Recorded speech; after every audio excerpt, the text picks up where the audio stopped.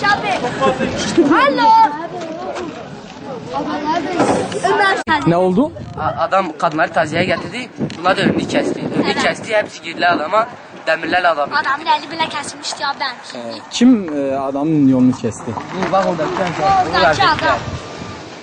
Sonra abi eli bile kesilmişti Yaralı adamın. falan var mı? Var. Evet. 3 yaralı. 3. Hastaneye mi kaldırdılar yaralı? Evet. Ya daha götürüyorlar bir tanesi. Bir de iki tanesi getirip bir tane yüzüldü.